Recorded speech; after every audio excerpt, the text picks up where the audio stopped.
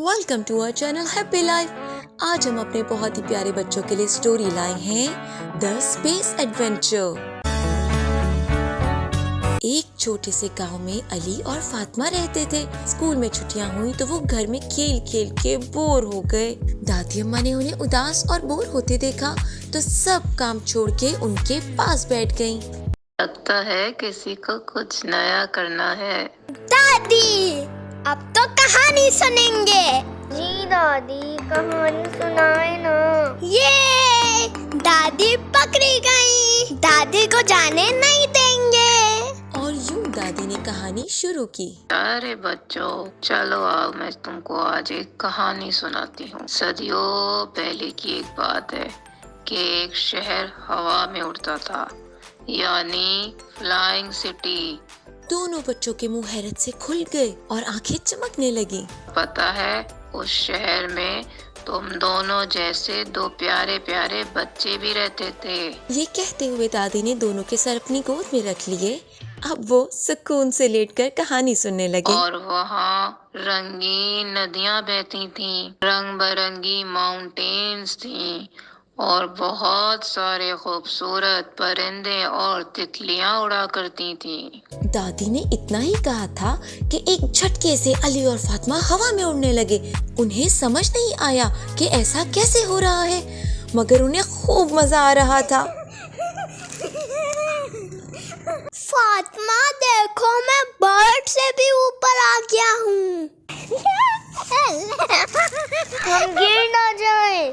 यार नहीं, अम्मा क्या कहती हैं? जैसा सोचोगे वैसा ही होगा, अच्छा सोचोगे अच्छा होगा। उड़ते उड़ते वो वाकई एक उड़ने वाले शहर पहुंच गए। मैजिक! ऐसी माउंटेन्स तुमने कभी देखी है? ये तो मैंने टीवी पर देखी थी, लेकिन वो इतनी खूबसूरत तो नहीं थी। इन कलर्स के मेरी गुड़िया के बाल हों तो कितनी खूबसूरत लगेगी वो।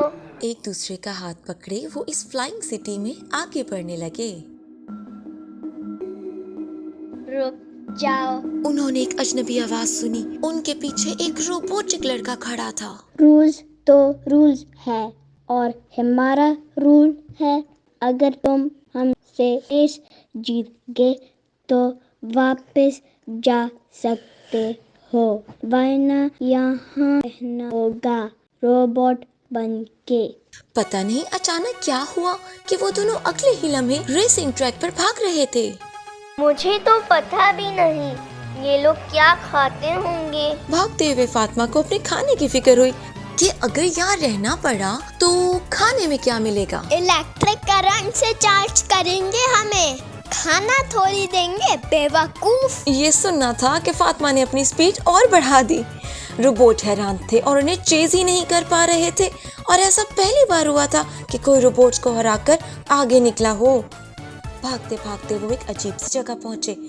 बहुत ही मिस्टीरियस जगह थी। सीढ़ियां थी मगर आगे धुआं ही धुआं था।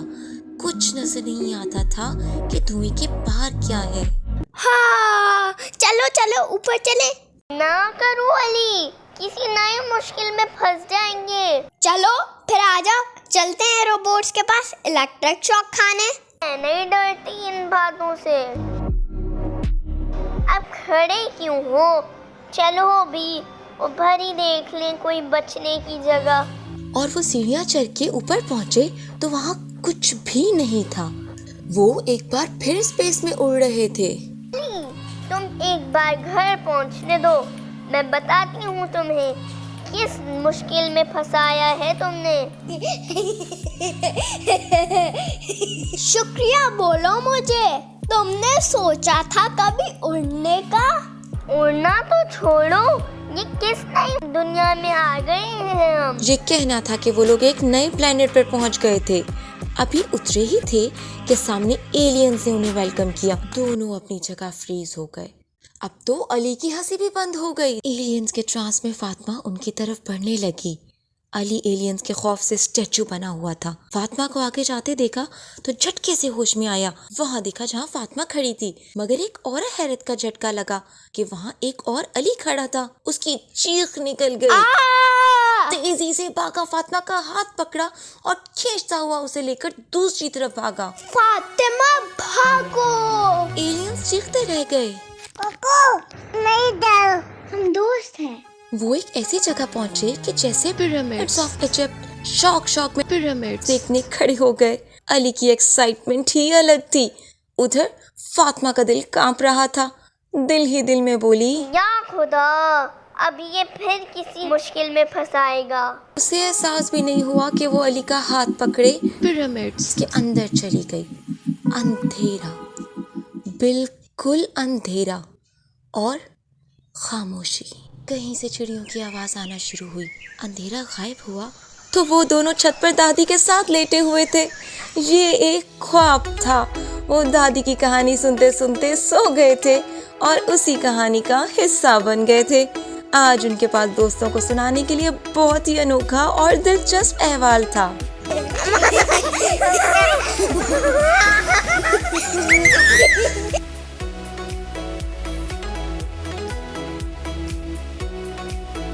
सब्सक्राइब कीजिए हैप्पी लाइफ।